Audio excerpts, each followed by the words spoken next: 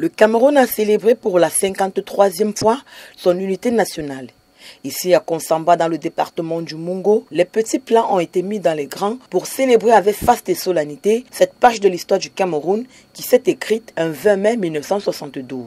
Armée et nation unies pour un Cameroun tourné vers la paix et la prospérité. C'est sous ce thème que s'est célébrée la réunification du Cameroun anglophone et francophone. Pour la circonstance, la place des fêtes de Konsamba a fait peau neuve. Les rues de la ville ont été habillées de drapelets et des effigies du président Paul Biya. Il est 12 h lorsque le préfet du département du Mungo, Yves Bertrand Ndjana, arborant sa tenue d'apparat, arrive sur les lieux pour présider la cérémonie. Reçu par les sous-préfets et les autorités municipales de la ville, l'honneur est fait au drapeau. Après avoir passé en revue les troupes et les corps constitués, le préfet a remis des décorations à des récipiendaires. Le défilé militaire a ouvert le bal avec le passage du régiment d'artillerie sol-sol de Konsamba. Le défilé civil, quant à lui, a débuté avec un carré du mouvement jeunesse émergente et républicaine, avec à sa tête Yvonne Eyidi, le maire de Konsamba 3e. On aura noté aussi le passage des établissements scolaires qui a précédé celui des associations et des partis politiques, au rang desquels le Parti camerounais pour la réconciliation nationale et le Rassemblement démocratique du peuple camerounais RDPC. Carte d'électeur en main, le RDPC a saisi cette occasion pour dévoiler sa forte mobilisation à l'orée des élections présidentielles. À ce propos, le président de l'OJ RDPC Mungo Nord 1,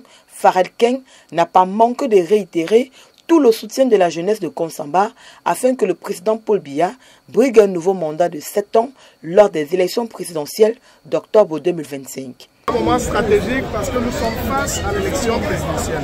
Et il était question pour nous, à travers cette mobilisation et cette démonstration, de démontrer au président de la République, Paul Biya, que dans la ville de Konsamba, il a non seulement des militants, mais il a des jeunes qui sont prêts à se battre, à se sacrifier et à faire tout le nécessaire pour qu'il soit réélu en 2025. Nous réitérons que le président Paul Biya reste et demeure notre candidat, le candidat des jeunes de la ville de Konsamba. Et à travers cette démonstration, je pense que vous êtes sans ignorer qu'au jour d'aujourd'hui, les jeunes sont capables de tenir les choses en main et de faire en sorte que notre président puisse être encore élu pour un autre mandat de 7 ans. Le préfet du département du Mungo, quant à lui, s'est dit très heureux de la tenue de cette parade et de l'appel des tout-petits à la paix, l'unité et à la fin des discours de haine.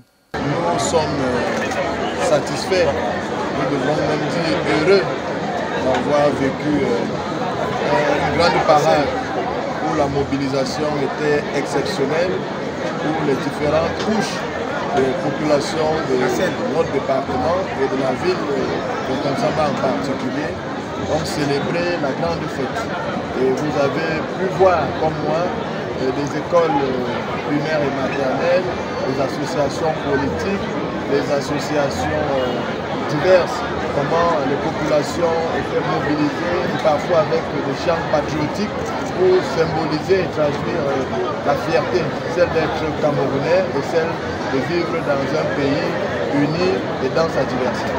Rappelons que c'est lors d'un référendum constitutionnel organisé le 20 mai 1972 que les Camerounais ont voté en faveur d'un État unitaire par opposition à l'État fédéral existant. Ceci après que le territoire sous tutelle du Cameroun français ait obtenu son indépendance de la France le 1er janvier 1960 et prenait le nom de République du Cameroun. Le Cameroun méridional, qui avait changé de statut, passait d'une tutelle sous administration britannique à un État fédéré au sein du Cameroun le 1er octobre 1961. Le gouvernement choisit donc le 20 mai comme date de la fête nationale du Cameroun pour commémorer l'abolition par le président Amadou Ahidjo du système fédéral de gouvernement en faveur d'un État unitaire en 1972.